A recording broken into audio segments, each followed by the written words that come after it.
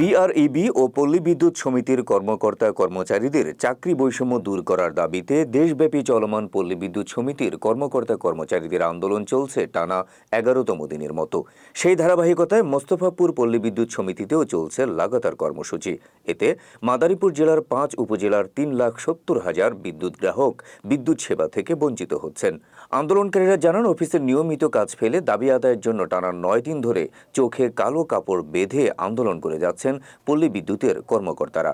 কিন্তু প্রধানমন্ত্রী ও বিদ্যুৎ বিভাগের নির্দেশনা অমান্য করে পল্লী বিদ্যুতায়ন বোর্ড কর্তৃক পল্লী বিদ্যুৎ সমিতির কর্মকর্তা কর্মচারীদের শোষণ, নির্যাতন, নিপীড়ন অব্যাহত রাখছে বলে দাবি করেন আন্দোলনকারীরা। এ সময় প্রধানমন্ত্রীর কাছে নানা দাবি পেশ করেন মোস্তফাপুর পল্লী বিদ্যুৎ সমিতিতে কর্মরত কর্মচারীরা।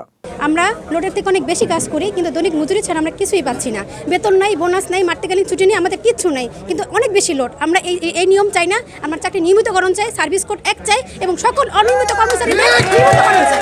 ধন্যবাদ। আমরা এই চুক্তি খেলা চাই না, আমরা নিয়মিত চাই। আমাদের 16টি বছর ফিরিয়ে দেখ।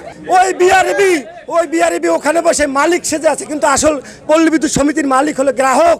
সে গ্রাহককে ভোগান্তি দেওয়া হচ্ছে এবং আমরা ফিল্ড পর্যায় থেকে লাঞ্ছিত বঞ্চিত হয়ে বাড়িতে ফিরে আসছি। প্রধানমন্ত্রীর দৃষ্টি আকর্ষণ করছি, আমাদের উপর দয়া করুন, মায়া করুন। আমরা 16টি বছর ধরে এখানে পড়ে আছি লাঞ্ছিত বঞ্চিত অবস্থায়। যে কোনো মুহূর্তে কোথায় আমাদের চাকরি চলে যায়, আমাদের পরিবারের কি হবে? আমরা চুক্তি থেকে মুক্তি চাই, একটাই দাবি, অভিন্ন সার্ভিস কোড চাই। আমাদের আন্দোলনের প্রথম কারণ হলো আমরা গ্রাহককে নির্বিচ্ছিন্ন বিদ্যুৎ সেবা দিতে চাই। এই জন্য আমাদের মালামালের গুণগত মান বৃদ্ধির প্রয়োজন। এটা ওনারা দুর্নীতির মাধ্যমে বিভিন্ন গুণগত মান নাই এই জাতীয় মালামাল আমাদের সিস্টেমে দিয়ে রাখছে।